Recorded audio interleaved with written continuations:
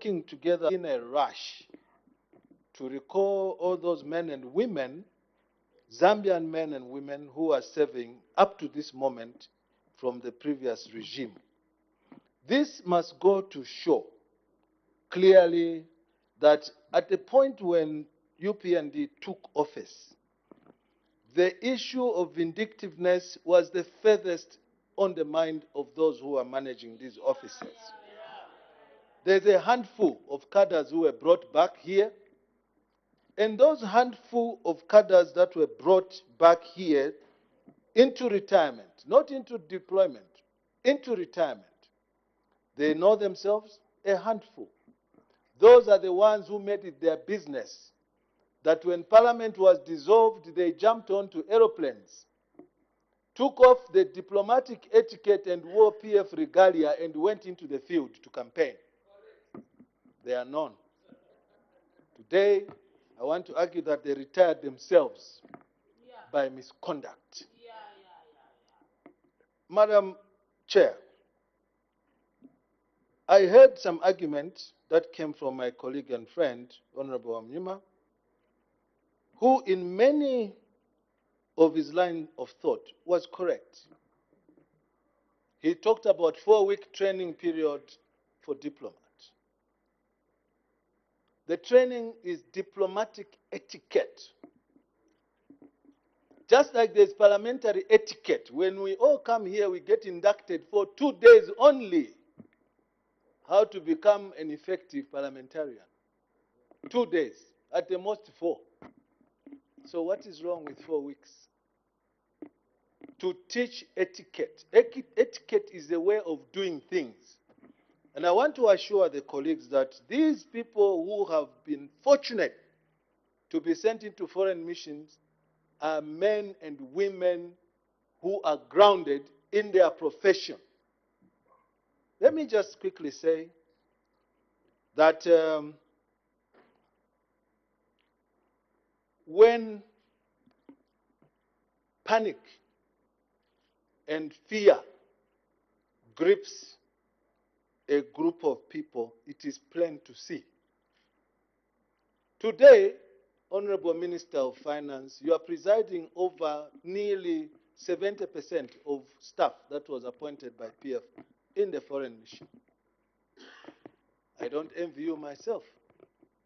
Because you know very clearly that the same song that is being sung today, some people are victims of the same song. It was unheard of a UPND sympathizer to be sent into foreign mission. It was taboo. It was taboo. Today, the same people who served under President Edgar Lungu and PF are still enjoying. Some of those who came back, the ones I referred to, and unfortunately we are not allowed to mention names, have been to me to tell me, I did not know that this Mr. Hichilema is this kind of a person. Because he allowed me to serve for 1 full year unencumbered, even if I was misbehaving. I didn't mention names. I met a young man in Serenge. Those who come from Serenge, they know. We had dinner together. The Honorable Member for Kankoyo, please, the Honorable Minister did not mention any names. And I will not. So don't put this names young in man, his mouth. a journalist by extraction, said to me, Gary, this monster that they said Hakainde was, I'm so shocked. He allowed me to work for 1 full year undisturbed, even if I was appointed on the ticket of the biggest noisemakers for PF. And when I say noisemakers, I mean those who campaigned the most. And he actually said, now I believe that not always is loud strong and quiet weak. Mr. Hichilema's quietness has taught me a lesson. I torment myself every day to say, why in this world did I ever say things about a man that is so kind to allow me to serve? Even after I held unpalatables against his persona. And there are many like that. So keep it on, brother and friend, to demonstrate to the erstwhile governors, our friends here, that governance does not have any vindictiveness because we extract value where it resides. We extract value where it resides. You can question and shake your head. You just have a muscle cramp. The fact, the truth has no disguise. There are people who are still saving now, who we are told are even contributing money to PF. They are there. They are there, out in the diaspora. Madam Chair, congratulations once again, Honorable Kakubo, because in the past, previous ministers of finance would actually, for instance, go and assign to go and buy a house, a residence in, say, Turkey or Istanbul, as an example. They would not go and buy a house. They will come back with a plane, an aeroplane, from the money that was designated for a house. Isn't that molestation of confidence by governors? Those things are real examples that used to happen. There was recklessness on the part of the group of people that we were dealing with before. Yes, Honorable Amnyima, you also mentioned about renting a house for 10 years instead of buying a house.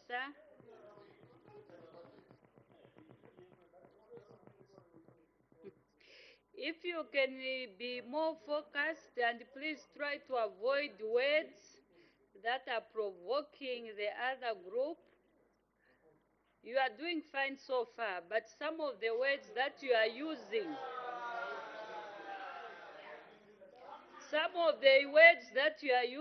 are provoking the other members in the House. Let us avoid using those words and try as much as possible to be focused on the head so that we make progress. We want to hear what you think about the budget, especially for next year. You may continue. I wish I was told the word that I used. I would gladly reverse it, but let me move on since I don't know which word I used. Madam, the foreign missions before were used for partying. You know, just now the president came from Copenhagen, the conference of parties. He went with maybe a handful of people. Before, they would get like a cargo plane, taking musicians, a cargo plane, to go and dance in New York. It became a ministry for gratifying noisemakers. I want to thank you, Honorable Minister, for the position you've taken of seriousness regarding how you deal with your international affairs. Because how you deal with the international affairs there is how we are perceived and viewed here at home. Thank you. Mr. Kalim. Thank you very much, Madam Chairperson, for giving me an opportunity and the people of Malole to debate on this aid. Before I proceed, I want to send the message of condolences to a Zambian person who died in Ukraine-Russia war in the battlefield. May his soul rest in peace. And I want even also to send a message to the Zambians and the citizens and even the parents who have the children in foreign countries who are studying, that strictly let them adhere to what they have followed. In case they have gone there for school, let them study instead of involving themselves in other activities, so that at least the name of the country should be preserved, to say Zambians are peaceful and they follow the rules. Madam Chairperson, my concern, I know a lot of things have been debated as a former diplomat who served the country diligent for the past 8 years in foreign countries, both in Kenya as a deputy ambassador and in Guangzhou, the mission which I opened. I want to add my voice on this head. Madam Chairperson, I'm a sad person that we need sometimes to encourage professional career diplomats. I wonder, as a diplomat, when I served as the Consul General, the position of an ambassador, I'm recalled and I'm told, I'm giving ultimatum that I should leave maybe within weeks, as if I'm a criminal. I think we should avoid this. We should avoid this. These are people who have served the country diligently. You don't expect a lady, an ambassador, maybe in India or in China, a woman, Her Excellency, who maybe even brought a lot of these flyover bridge in this country, to say pack and go within seconds. You don't even know who is packing clothes and even other underwears, as if she's committed an offense. We must avoid completely that. We must ensure that we respect these people because they are Zambians, whether they were appointed by UPND, they were appointed by PF, they are Zambian, and they served the country diligently. At the same time, I want to urge our diplomats, those who are appointed, let them... Mr. Kalim, there's a word that you had used. I don't think it's parliamentary to talk about people's underwears. Can you please withdraw it and replace I it withdraw, with a Madam better word? Chairperson. I don't know how I should replace it. I don't know the word. I withdraw it, Madam. Garment or garment. Madam Chairperson, we must respect these people in foreign service. Whether they are appointed by other political party or not, they are saving the country and they are Zambians. I'll give you an example. I hope this budget has included all those people who are caught in terms of their benefits. A lot of people are destitute nowadays. They are being kept by priests. They have no homes. I'll give you an example. If I was in foreign service, maybe my house was on lentils. I'm recorded like that without even being given money. Let's prepare ourselves as we recall the people. It's not only cadres who have been recorded. I have people who work under accounts in Guangzhou, they have been recorded. Immigration officers have been recorded. Others have been recorded who are not cadres, who are civil servants. But I appreciate these jobs. The change of government also comes with the other people that we appreciate. But we should not make sure that only those who patronize us as a party should be appointed. That, I think, we should avoid.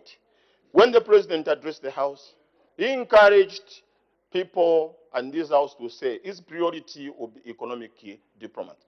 I agree with the president. I'm an economist. I was first appointed as first secretary in charge of economics before I was promoted as deputy ambassador. Economic diplomacy is an in thing. That is the thing why these embassies should exist. Madam Chairperson, I'm at pain when I look on the budget, for the economic diplomacy. Political diplomacy is on 7.8 million. Compared to economic budget, economic diplomacy, which is at 3.7 million. Yes, there is an increase. Yes, there is an increase. But to me, I think we would have concentrated on economic diplomacy. Mind you, these diplomats are getting a lot of allowances. If we can't recoup the money, they can't generate the money in the foreign service in terms of bringing investment in the country, then I wonder how even our diaspora policy and the foreign policy is going to be implemented. Madam Chairperson, I want also to encourage the president, as we call that, is the chief marketing officer. Yes, we need to promote this country. Yes, we need to advertise this country. But nevertheless, most of this work can be done by ambassadors and missions, so that at least we sit on the cost of travel. Because the president, for him to travel, it is a very, very expensive thing. Whether, of course, he has reduced the number of people traveling, but when the president is traveling, is something else as a president. Madam Chairperson, I've looked on the Great Lakes. Last year, the budget was about 600. This year, it has increased to 768 plus. Yes, there's an increase. But if you look on the stability of the Great Lake countries, I think we needed to allocate some money on more money on this Great Lakes region. Madam Chairperson, as I said that, yes, we have opened the visa section in other countries that we completed, we're done with the visa, like China and America. It's a very welcome move. But what I know as a diplomat, visa is given on a reciprocating basis. There is no country which is small. Even Zambia, we need at least, I want to go to UK at least without applying for a visa. What is so special about UK and America, which is not special about Zambia? Why should an American come freely without getting a visa, and yet a man from Mazabuka and Magoi and Marore should apply for a visa to go to China? What is it? A lot of Zambians have brought a lot of business into China. We are trading a lot. Why should we be subjected for a visa? So whenever we are negotiating foreign affairs minister, I think we should do it on the reciprocating way. Even Zambians also should not also require a visa to go to, say, to China. Why should the Zambia start applying for a visa to go to UK? I remember, even when I was in China, in Kenya, the ambassador for Canada and UK, when they come, before even their footprint, Kenyan, we issue a visa. For us, when we want our wives and our children to go to UK for a holiday to contribute, we are supposed to even to queue for even 1 month waiting for a visa. At the level of an ambassador, or at my level as an MOP, who wants even the wife to go and work and start cleaning ports in UK? No one. We just want maybe to visit our relatives. But we are subjected to a lot of difficulties in order to access the visa to UK and America, as if it is the American government or British government which is going to buy you a ticket. This is unacceptable. We should do it on the respective way. They should respect us as a country, because Zambia is a sovereign country. Madam, Thank you.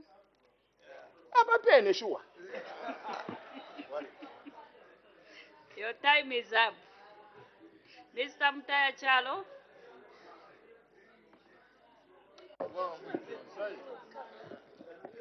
Thank you, Madam Chairperson. Before I debate this head, allow me to convey my heartfelt condolences to the bereaved family of Lemekezani Nyirenda, who died in Russia. Madam Chairperson, I support the budget estimates for Head 17, that is the Ministry of Foreign Affairs and International Cooperation. And indeed, Madam Chairperson, I think this ministry plays a very, very key role in trying to promote international relations with the outside world. Kenneth Kaunda raised the bar very, very highly in terms of conflict resolutions, not only in the sub-region, but I think even beyond our borders. So I think it is important that the current government, through the Minister of Foreign Affairs, should continue to raise the bar very highly, so that Zambia can continue to become a role model on the African continent. Madam Chairperson, I think it is also expected that the Ministry of Foreign Affairs should regularly update members of Parliament and also the public on issues of foreign policy. I think we have just been talking about the issue of our student who died in Russia. I think it is important that the minister should quickly come to this August House and give details of really what transpired in Russia, and also whether Russia did not abrogate the international law to allow a foreigner to fight on their behalf. And also, we are also particularly interested to know whether the Russian government will be able to compensate the family of the deceased. Madam Chairperson, I think while we support the opening of new foreign missions, I think it is important that these missions we're opening should be able to derive economic benefits to this country. And if you look at the expenses in terms of foreign service, it has been huge. I saw, I think early, if not middle of this year, we had approved a supplementary budget of 150 million kwacha towards the foreign service. I think that is a very, very huge expenditure, and I think if this money can be properly invested in other economic sectors, I think this country is able to achieve a lot in terms of economic development. Other speakers have said we need career diplomats. I think that is very, very critical because I think the foreign service has been used as a dumping ground. I remember those days of Kenneth Kaunda would say, I've dropped this person and I've appointed him to become an ambassador or high commissioner to such a country. So there was that history that the foreign service was like a dumping ground. And I think the trend has continued that party cadres who have very little knowledge in foreign service, diplomatic service, have been appointed to serve in those posts. It is very unfortunate that even when we have put certain courses at our universities, international affairs, we have graduates, but these graduates do not have access to these jobs unless someone is politically connected. And I think that should be a thing of the past. And I think I want to urge your ministry, Minister, that I think there's need that we must have a foreign service commission so that the people who are picked to serve in our foreign mission are people who are qualified so that we can be able to uphold professionalism in our civil service. Diplomats, like my colleague has said, I think they are supposed to bring value, economic value to this country. Those who cannot perform, I think it is important that they must be recalled. Because indeed, I think the president, although he is the chief marketer, I think what is the role of some of these high commissioners and ambassadors? If the president maybe every month will be on the foreign trip, it is very, very expensive, costly for this nation. In other countries, the presidents rarely travel because I think they have got a professional foreign service, people who are able to woo investors. And I think we must be moving in that direction so that we can save our resources. And I want also to call for transparency in terms of appointments to the civil service. I think there's been no transparency at all in terms of appointment to the civil service. So we want to see to it that we must be moving at another level so that we can uphold the spirit of transparency in terms of appointments in this particular foreign service. I've seen that we are spending about 1.7, is it 1.7 somewhere there? No, a significant amount of money towards the transfers. Towards the transfers. I think all this is because of we have the tendency of recalling people every time we have got a new government. I think that is not good. It's not progressive for this country. I think it is important that we must promote continuity, because every time there's a change of government, then you remove these people. I think it's not healthy. We have seen some ambassadors have performed very, very well in terms of promoting foreign direct investment. And as a former trade union leader, Madam Chairperson, I am very much saddened that we usually experience a lot of diplomats who are being recalled. And I think as a trade union leader, I'm not happy with that trend. I think it is important that whoever is in the foreign service are Zambians. We must not look at no is PF, is UPND, is Socialist Party. I don't think that is going to take this country to another level. So with these few remarks, Madam Chairperson, I say I support this budget estimates. Thank you, Madam Chairperson. The Honorable Minister for Southern Province.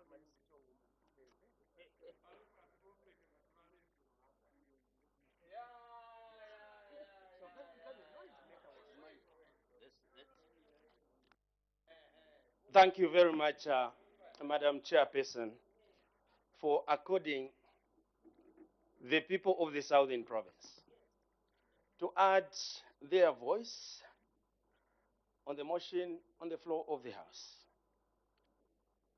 Let me at the outset indicate that I rarely debate ever since we formed government. But I am perturbed and compelled to join this discourse. Thus, I must ventilate a few ideas so that we clarify the position that is obtaining in this country in relation to the operation of the Ministry of Foreign Affairs and International Cooperation.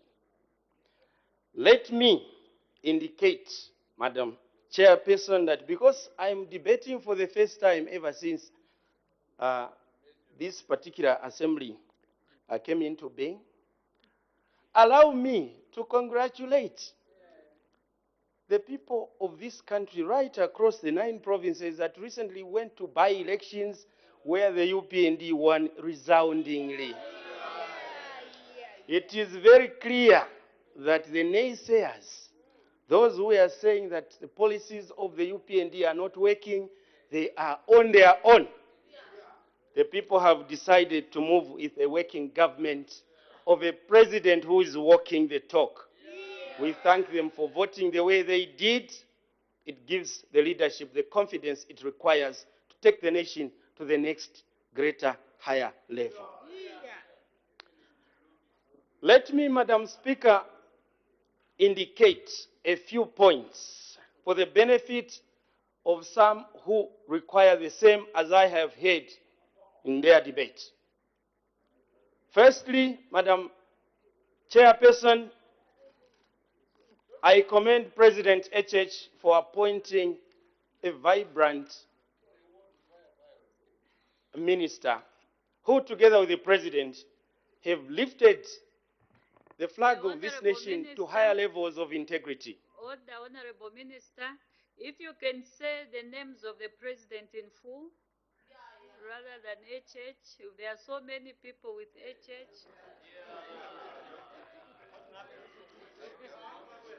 Thank you very much. I want to thank His Excellency, the President of the Republic of Zambia, President Hakainde Hichilema, Commander-in-Chief of the Defense Forces, for having appointed a good Minister of Foreign Affairs who has given a sigh of relief, giving a good international face of Zambia on the global stage. Madam Chairperson, I want to indicate, number one, that as parliamentarians we must move away from hypocrisy. What is good for the goose must be good for the ganders. When you set a precedent to send cadres in the foreign service, you do not have the moral right to come to this house and say UPND is now sending cadres. As a lawyer myself, precedent operates as a law. You rely on it for purposes of reference. But I want to indicate to you that, unlike yourselves, PF, President HH and his administration are not sending cadres in the foreign service. I'll give you a few examples. Honorable Katuka, a former member of this house, Honorable Ivune, Honorable Jere. This is the caliber of people who are being sent into the foreign service. They are former members of parliament, and all members of parliament by designation are diplomats. That's why we all have diplomatic passports. And that is why when we go on the global stage, we are treated as diplomats. Therefore, we have just changed position from this house now to another position, but within the realm of diplomacy. This is surely not the caliber that PF was sending in the foreign service. And that is why they were quick to leave their positions there to come and join the campaign. Alas, they were joining a campaign where they were going to lose, and we are happy that the president has recalled them so that they can sit and watch and belong where they belong. Let me indicate that President Hakainde Hichilema, as #1 marketer for this country, has brought a new face of Zambia's international integrity. And that is why you have seen that Zambia's international debt, which PF was failing to deal with, is now under active consideration and is being dealt with the relevant and requisite attention and support coming from Zambia's official creditors. Creditors will not trust you if you are not trustworthy. They couldn't trust PF. They are trusting HH, President Hakainde Hichilema and his administration. And that is why that nagging and plaguing question of Zambia's international debt is being resolved. Additionally, Madam Chairperson, you have seen that PF for many years struggled to get the IMF stimulus package. They failed on the question of integrity and reliability. President Hakainde Hichilema, within months of being in office, the IMF has come through. And just a few weeks ago, Madam Chairperson, you saw that the IDA, International Development Association, Department of the World Bank, has now approved 275 million US dollars to this country. Affordable and concessional grants to this country. Not the Eurobond Karoba, which they were getting. And once they got such money, they invest it in infrastructure that we cannot see, beginning to hand out and appease cadres. Order. The Honorable Minister for Southern Province. I think now we are moving away from the head. We've gone into Ministry of Finance. I think some of the issues that you brought out can be reserved for the Ministry of Finance. Can we concentrate on the Ministry of Foreign Affairs and Internal Cooperation? You can go ahead, Honorable Minister. Thank you, Madam Chairperson. By having a good ambassador and President HH to the global community, Zambia's economic crisis is being dealt with. And Madam Chairperson, I have heard comments about so-called many travels of the President. The President of this country, President Hakainde Hichilema, is the first President, Madam Chairperson, to travel, come to the international world, as if you are going to Choma and back. But he's going out of the country. And when he goes to the UN and other international obligations, on more than one occasion, he has traveled commercial, saving huge sums of money. Unlike in the past, where a president would go with grandchildren and relatives and extended family at great, great cost to the taxpayer. Now, here is the crux of the matter. The difference is, when the President Hakainde Hichilema has traveled now, you find that his international travel end up into commercial transactions, signing MOUs for Zambia's economic and international cooperation to grow. This is the leadership that we must all come to support, unlike coming here to politics. As things stand, Madam Chairperson, me, if I were in the opposition, I would not even debate. I would just stand up and say, we support this budget because it is on track. Madam Chairperson, I thank you.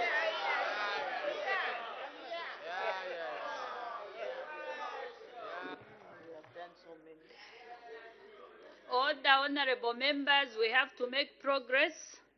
We've listened to all the groups. Therefore, I'll ask the Minister of Foreign Affairs to wind up debate.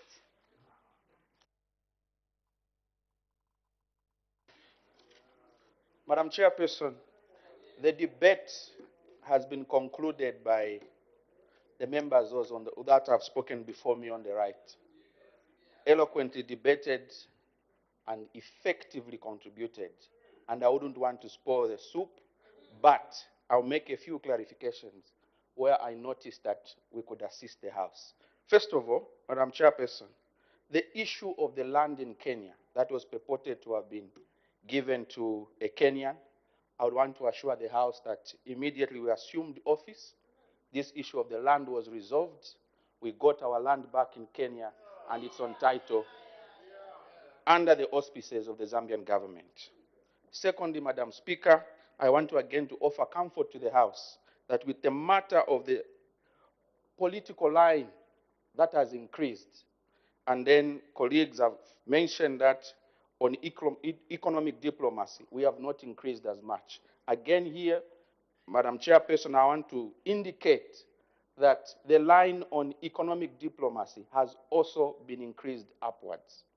The line on political diplomacy, the reason it is higher is because I mentioned in my statement to say that Zambia is the incoming chair of the SADC organ on politics, peace, and defense.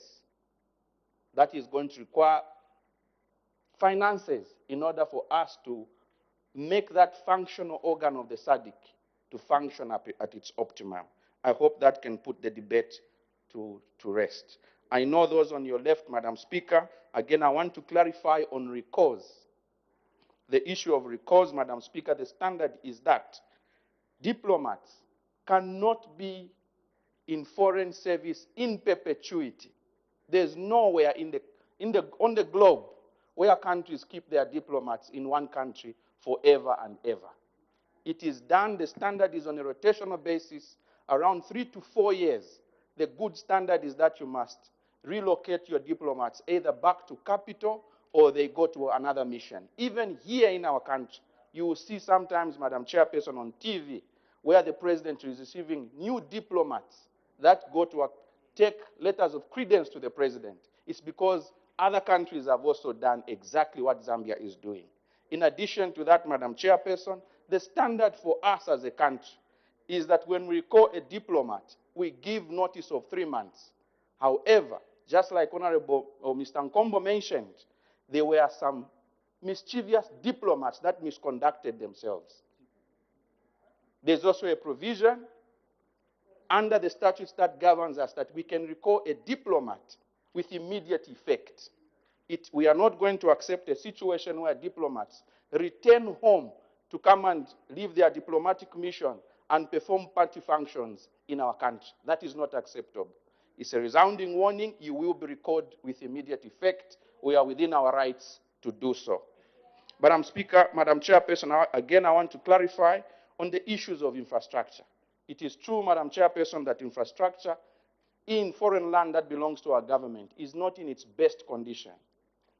This infrastructure was purchased many years ago, some of it by President Kaunda, and successive governments have not done very well. But I'm happy to report, Madam Speaker, that this issue is receiving active attention. Even as I speak, we have seen an increment from 1 million kwacha to 68 million kwacha. That is progress. As we grow our economy, as we recover from the debt that was left to us by the PF, we shall allocate more funds. Suffice to mention, Madam Chairperson, that some of our property has already been repaired. And for some of our property that we own outside our borders, Madam Chairperson, funds have already been allocated to ensure that more repairs are done. The goodwill that has been spoken about by my colleagues, Madam Chairperson, has not come by fluke. It's because we have a very intentional and hardworking president. I take the words of the Minister of Southern Province as my own in recognizing the good work that the president has done. The PF government, Madam Chairperson, took this country in the wrong direction in as far as our foreign policy is concerned.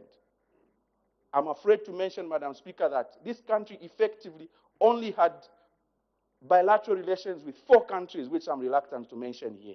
Now Zambia is accepted everywhere. And the numbers are showing on how much money we are going to make. I'm not yet in position to mention the next country that the president will go to. But when he travels later this month, I can guarantee you the amount of money we are bringing to this country will be not less than $20 million to add to budget support. And I can firmly put that on record even before we travel, that when the president travels later this month, not less than $20 million will be wired into our treasury. I want to mention again, I want to assure the House again, Madam Chairperson, there was an insinuation here that the New Dawn government is sending cadres. I find it completely ironic. Mr. Mungandu was the first one to bring this issue up. We were together in the last parliament, him and myself, as well as other colleagues. At no point in that 5 years, Madam Chairperson, did he rise up on the floor to condemn the actions of his own government that sent the same cadres that we are recalling now. Yeah. He never did that. I want to assure the House also that all tourism attaches that we are sending out are coming from the Ministry of Tourism, trained professionals. All trade attaches that are going to manage our trade desks in our missions. The Minister of Commerce is here. He is the one that recommends to our mission in order for us to send trade attaches out. Madam Chairperson, I want to thank my colleagues for unanimously supporting our budget. For Ministry of Foreign Affairs, colleagues, I thank you. Thank you. Head 17, Ministry of Foreign Affairs and International Cooperation, head total 1,492,242,300 kwacha. Any debate? Any objection? Mr. Mutayachalo. Oh, these are the old names, eh? Okay. Mr. Mkosa.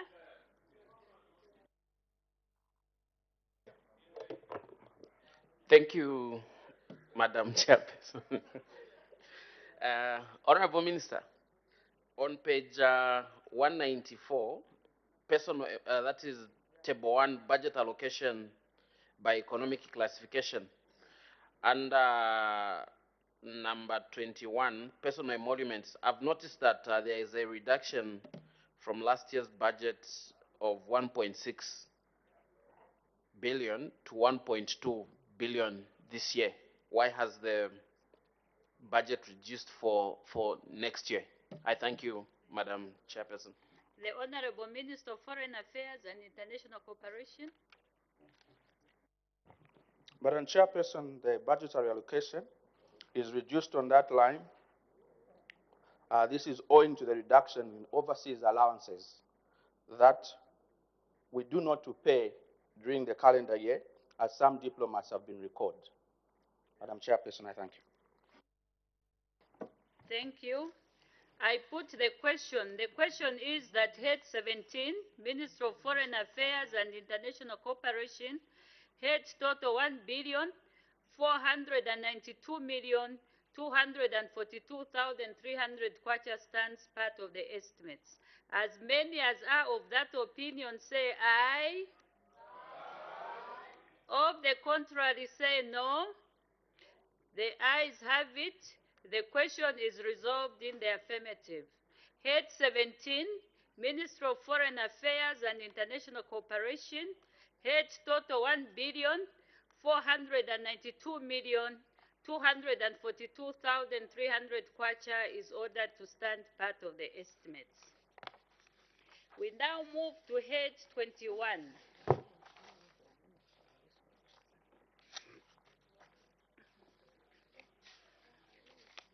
Head 21, Loans and Investments, Minister of Finance and National Planning, General Policy Debate. The Acting Minister of Finance and National Planning, Policy Statement.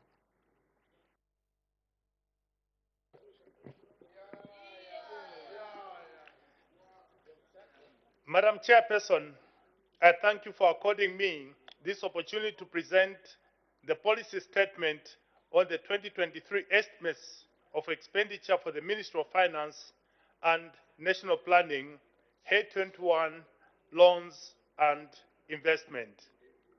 The main purpose of this head, Madam Chairperson, is to formulate and implement government policy on matters of finance and investment, as well as the effective management of public investment. Through Head 21, Madam Chairperson, government implements the policy on loans and investment, which include recapitalization of state-owned enterprises, funding for capital and non-capital projects, and fostering bilateral and multilateral relations through the payment of subscription and contributions to international organizations. Madam Chairperson, this head also is used for dismantling arrears across the public service and for interventions in strategic cross-cutting programs and projects across the country. Madam Chairperson, allow me to highlight some of the notable successes under this head in the recent past. In 2022 fiscal year, the government of the Republic of Zambia, through Head 21, supported road infrastructure and other capital projects to support economic growth. Further, Madam Chairperson, significant outlays were made towards dismantling of domestic arrears with a view to unlock liquidity in the economy. To this effect, domestic arrears have been dismantled to the tune of 5.7 billion as at September 2022. Madam Chairperson, other notable achievements under this head include the modernization of Zambia Revenue Authority, the continued rollout of the government service bus, the completion of airport infrastructure, and the support to infrastructure development at the Lusaka South Facility Economic Zone. Madam Chairperson, further, the ministry supported the operation of Tazaram by meeting the shortfall on staff salaries. We also paid off severance packages following the restructuring of Indeni.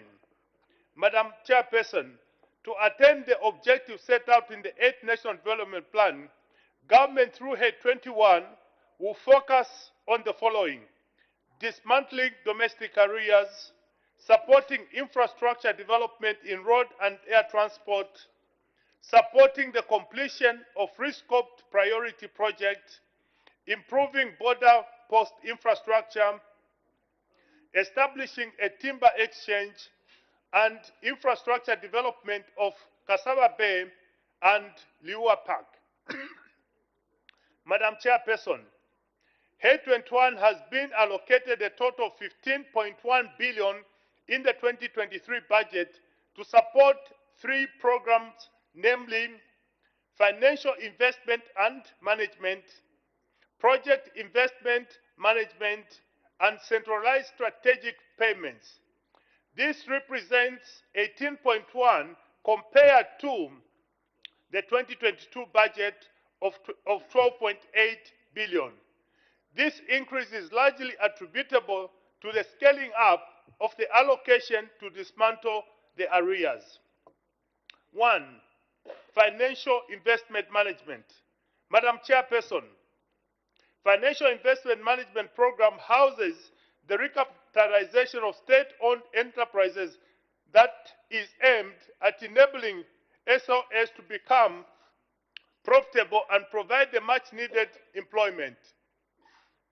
The program will also facilitate the development of the local government financial management information system that will be essential in monitoring the utilization of increased constituent development fund. Financial investment management has been allocated 255 million, of which 200 million has been set aside for the recapitalization and investment. A provision of 45 million has been earmarked to the development of local government financial management system, which is essential in monitoring the utilization of resources to the lower levels, especially under the CDF. Further, 10 million has been allocated to the National Housing Authority to support the operation of the Institute as they respond to the need to provide decent accommodation. Project investment management. Madam Chairperson, Project Investment Management Program has been allocated 7.4 billion. Government through this program will implement capital and non-capital projects and other government initiatives. This program, Madam Chairperson, has 3 sub-programs through which my ministry will execute its mandate. 1, the Road Infrastructure Investment Program, sub-program. This has been allocated 4.9 billion for the road sector infrastructure in order to improve transport and logistics. Under this allocation, 528.7 million has been set aside for road upgrades from gravel to bituminous, 1.3 billion for maintenance of main and trunk and district roads, 2 billion for road rehabilitation, 702 million has been set aside for technical economic feasibility study and design. 442 million is for axle load control, weighbridge construction, emergency repairs, and road safety matters, which will reduce vehicle operating costs, travel times, and congestion. Government will continue leveraging on the use of alternative financing such as PPP in the road sector to accelerate infrastructure in the sector, which cannot be done or may take long periods of time using government resource. Number 2, Project Implementation Management Sub-Program. has been allocated 167.3 million. Notable allocation under this subhead include the integration of various ICT systems to the government service bus. Further, 135.9 million has been earmarked for the completion of the Millennium Challenge Account project, which aims to improve water supply and sanitation, while 150 million has been set aside to provide credit guarantee to viable micro, small, and medium-scale enterprises. Madam Chairperson, 3 capital project sub-program has been allocated 1.5 billion, of which 787 million is for infrastructure development. Madam Chairperson, I wish to state that the Centralized Strategic Payment Board has been allocated 7.4 billion and aims to unlock the liquidity in the domestic economy and support local business. Under this allocation, 6.8 billion has been earmarked to dismantle domestic arrears, of which 4.1 billion is earmarked for arrears relating to goods and services, 500 for other personnel-related arrears across various ministries and spending agencies. Madam Chairperson, 1.1 billion is earmarked for the completion of the restructured foreign financed infrastructure projects such as the Kenneth Kaunda International Airport, Chalala Barracks, Kaflafuta Bridge, and Kana Waterworks. Madam Chairperson, in conclusion, for the 2023 fiscal year, I beg to move that this House considers the budget estimates for Head 21 to the tune of 15.1 billion. This will ensure the critical programs highlighted in this statement, among others, are implemented to the benefit of the people of Zambia. I beg to move. Thank you. Any further debate? Mr. Kambita? Madam Chairperson, I sincerely thank you for giving me an opportunity to contribute to this head number 21, loans and investments. Madam Speaker, to begin with, I would like to thank the Minister for that elaborate ministerial statement setting the tone of our debate on this budget line. Madam Speaker, this budget line is one which is very important and dear to my heart because I'm an interested party to see to it that investment in infrastructure is enhanced in this country, even though we are coming from almost like a war zone where the economy has been bleeding. But there are signs of the economy improving because of the parameters that have been set and the prudence management of the economy, including the fiscal discipline that the UPND government has instituted. That being the case, it means that next year will be an interesting year because signs of those milestones we have achieved will start showing up. However, I'm just taken aback by the amount that has been allocated to this budget head. But understandably, I know because of the physical space that exists and the priorities that have been set. However, it will not go without these comments so that we take note, just in case there will be some space for those interests I mentioned from the outset, which I have under this budget line. Of course, public investment in infrastructure is what improves the economy because, especially road infrastructure, because goods have to be moved from one place to the other. And since our focus is to ensure that commerce is done everywhere in this country, it means that we have to invest in infrastructure, especially the rural roads. For me, who represents a constituency in the rural part of Zambia, I'm very much interested in these investments. I heard the minister talk about improvement of road infrastructure, which is one of the the budget that is going to be financed under the financial investment management. And I heard him mention about a meager 255 million, somewhere there.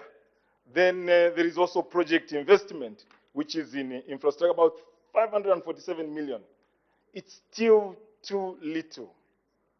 Too little. However, it calls for prioritization. Now, among the priorities that the minister will set for this budget line, I'd like him to consider the road from Zambezi to Chitokoloki, which needs to be upgraded to bituminous standards. I am on record, Madam Chairperson, having talked about this road, because we have a situation where Zambezi District Hospital is dilapidated. And most of the patients are being referred to a mission hospital, which is about 55 kilometers away from the district center, where the district hospital is dilapidated. Now, that stretch is so bad that it's a gravel road, and even rehabilitations are not giving any help. It's just 55 kilometers we are looking for. Please, let the road from Zambezi to Chitokoloki be included in this budget line so that it can also be improved to bituminous standard. It's a short distance. We are not asking for too much. Understanding, of course, the physical space within which we are operating. I also thought about the investment in infrastructure, especially on the PPP, which you alluded to. I have in mind some very good points in Northwestern Province. The Kipushi border. There's a road from Solwezi to Kipushi, also a very short distance, and yet very economical road. That road could be, of course, be a priority to be given on PPP. If possible, if the space allows, government could still invest in that road. Solwezi to Kipushi is a very economical road because there's a lot of trade between Solwezi and the people who live in Congo at Kipushi. It's a short stretch. I don't think it goes beyond 150 kilometers. So that road is a very important road, and not just the road. I heard him also talk about border posts. We need a good border post, one-stop border post, a modern border post at Kipushi. If you did that, you will have improved the economic being of the people of Northwestern. Because whatever they produce, and the president has been talking about value addition. So if we produce our tomatoes and the like, and we try and add value to them and produce tomato sauce, even groundnuts, we can sell peanut butter to the Congolese who are really looking for food. They buy literally everything. So that's why such a road is very important. And I heard also about, what came in my mind is another one, I think connecting Kalumbila to Kolwezi. This is another very important route in Northwestern, which we could harness. And under this budget line, please, those are the priorities I'm giving, which can help us. Of course, looking at other issues, not only a road from Kalumbila to Kolwezi, but also a border post there would help. I'm one of those who was even thinking of probably putting up a milling plant there, nearby there, so that we could export maize. I mean, we could export milling meal other than exporting maize. You see, all those are initiatives which add value and would economically improve our place. So, Honorable Minister, the budget line you have given is welcome. I know we are complaining about how small it is, but there are priorities, and take note of the priorities that I have mentioned, especially for the Chitokoloki road, which I alluded to. It's a very important road which needs to be upgraded to bituminous standards. I also heard about the investment in the financial investment management, where you have allocated 255 million. And one of those is going towards the local government infrastructure information system. Very important, because the CDF, which has been enhanced, requires to be well accounted for. And to account for such big monies, you need systems. So putting up systems costs money. And once systems have been put in place and are working appropriately, we expect everything to flow in terms of accounting for these finances. Even the audit process will be easy because an audit trail will be maintained. Madam Speaker, my time is almost up. These are the few words I thought I could contribute on this budget line for the attention of the minister to consider them, especially those priorities that I have set. Thank you very much, Madam Speaker. Thank you. Mr. Mumba. Thank you very much, Madam Speaker, and thank you very much, Honorable Mtati, the Acting Minister of Finance. Madam Speaker, as I rise to support this particular head, I would like to also add a few observations. I think quite clearly this money, though I would have wanted it to be more, is supposed to stimulate our economy, considering the areas that the acting minister highlighted. You are aware, Honorable Madam Speaker, that our levels of unemployment have become extremely worrying. And obviously, if money starts to be spent in the economy, it is anticipated that there will be some economic growth. Yes, our target is 3%, but that's not good enough to create the many jobs that we are looking for. I think our average is standing at about 7 million. As the Minister of Finance, a substantive Minister of Finance, did announce that we're looking for 7 million jobs, or the numbers of unemployed young men and women. So this expenditure will certainly stimulate our economy, though not as much as we would want. I wanted to draw the Minister to the debt dismantling. This is a program that has been going on for some time, but Madam Speaker, or Madam Chairperson, it has had dismal effect. There hasn't been any major impact. These investments that the government has been making to dismantle debt, no companies are growing at all. If we look at the small businesses, especially those that have done business under the infrastructure, particularly roads, most of them today, Madam Chairperson, have got very bad ratings from the Credit Bureau reference. They can't go and borrow money from banks to support their operations. So I'm hoping that as the Ministry of Finance sits and is trying to resolve this problem of debt and trying to stimulate this economy, they will also put themselves in the shoes of these companies that have actually ended up having these defaults from banks because of lack of being paid on time. And further, Madam Chairperson, the ZPPA falls under Ministry of Finance. Some of these punitive measures that are in the contract, which has led government today to owe so many people or so many companies money under road infrastructure, can easily be reviewed. But I can tell you, Madam Chairperson, it's been 1 year of the New Dawn government. We haven't had them sit down with any contractors to start discussing things like idle time, things like standalone time, things like interest on IPCs. This is where the debt is swelling from. And even if that allocation is invested in these companies, it will be a dismal effect because the debt will still be looming, interest will still be accumulated. So I'd like to urge the Ministry of Finance to come up with a team or a task force that will study what is currently happening, what we are owing, and how we can actually come up with a plan to pay. Yes, you can argue that you have cancelled contracts. That's a good thing. But again, all those contracts are existing because there was a need and a purpose. And those particular individuals who were given those contracts were supposed to respond to that community need. So contracts, whether cancelled or not, will still need to have business moving. After all, government is the major provider of business anywhere in the world. So we will still need government to continue spending. I will just end on the issue of PPPs. My road, Mukambo Road, although I've been pushing for it, was found on the PPP, then removed from the PPP, then I don't know where it is.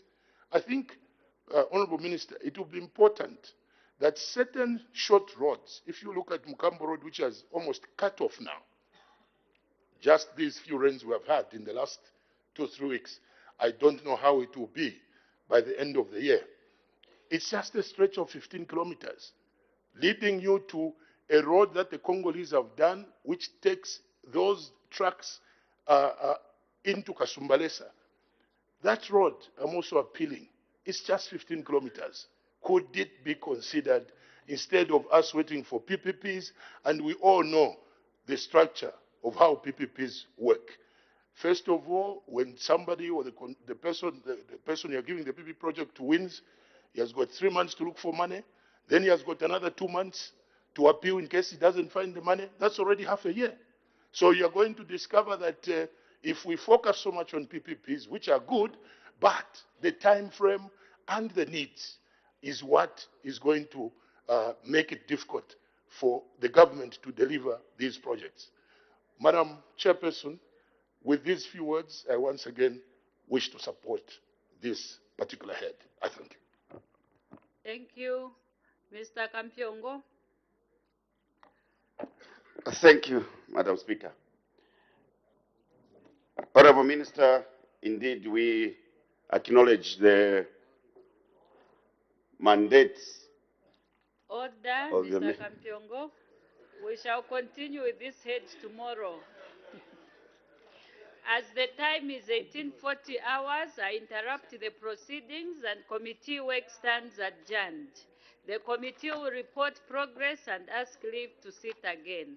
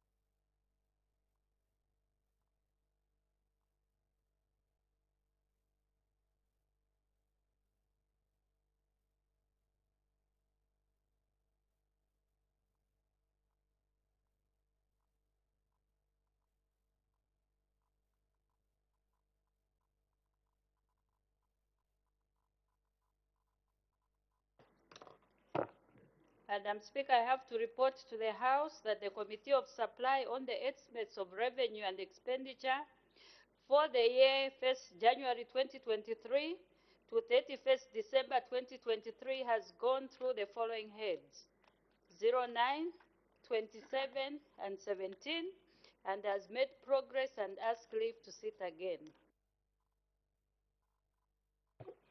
Day of resumption of committee work. Tomorrow, Madam Speaker. Committee work to resume tomorrow. The House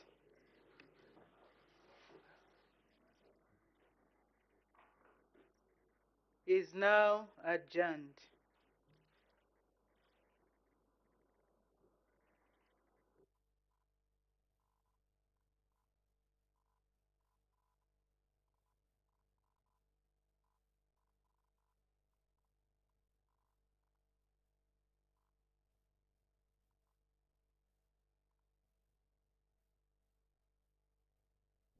And Shwangandu, Member of Parliament, Mr. Stephen Kampyongo, was on the floor of the House, just given opportunity to advance his contribution to Head 21 Loans and Investments, Minister of Finance and National Planning, and has been interrupted. And we also expect when the House resolves into Committee of Supply tomorrow, will be the first one to speak, and will continue with from where he has left off. And just before we go, Pauline, we take time to look at summary of the highlights of business in the House, beginning with a question for oral answer.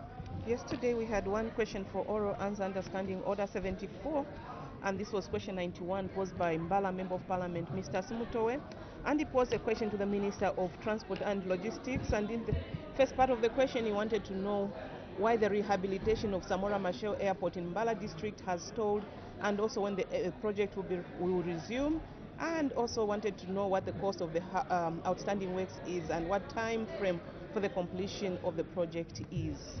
And of course, in response to the question, the Minister has informed the House that in Part A, works on the rehabilitation of the Samora Machel Airport in Mbala stalled as a result of an outstanding balance amounting to 15,062,231 kwacha 18 ngwe, and that the contract sum of the rehabilitation project was 25,437,712 kwacha 73 ngwe, of which 10,375,480 kwacha 93 ngwe was realized to implement released rather to implement key works to facilitate civilian and commercial airlines operations at the airport under phase 1 of the rehabilitation of Mbala Airport. The Minister further went on to inform the House that the outstanding works await release of funds by Treasury and will be implemented over a period of time, as they were not in the critical path for the operations at the airport. In Part C, the Minister informed the House that the outstanding works will cost 15,062,230 kwacha 18 ngwe, and that the outstanding works in Part D have been segmented and will be implemented over a period of time as resources are made available. And after the question for oral answer, understanding order 71 and understanding order 74, the House went resolved into committee of supply, and the heads that have been considered today were head 09, head 27, and head 17. And at the time the House was finishing business for today, the House was just beginning to debate head 21, and we look at head 09, which is the Teaching Service Commission under Office of the President. Right, and the budget that has been allocated for this particular head is in the sum of 12,704,093 kwacha compared to 2022's allocation of 9,963,207 kwacha. And we move on to head 27, which is the Public Service Division, Public Service Management Division. The amount approved for this particular head is 49,754,554 kwacha, while as in 2022 the budget allocation was 43,682,311 kwacha. And Julius, we look at head 17, which is the Ministry of Foreign Affairs and International Cooperation. The House has approved the budget allocation of 1,492,242,300 kwacha.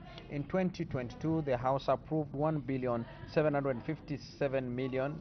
I beg your pardon. This is 1,756,835,130 kwacha in 2022, and like we have stated, Shuangandu Member of Parliament was interrupted when Head 21 Loans and Investments under the Minister of Finance and National Planning was being considered, and so expect Honorable Stephen Kampyongo to continue with his deliberations tomorrow. So we have to go for it. Yes, so this is where we end our broadcast for today. And of course, we want to say thank you very much for staying with us all this time on Parliament Television, the station that brings you Parliament closer to you. So from all of us at Parliament Studios, wish you a lovely evening.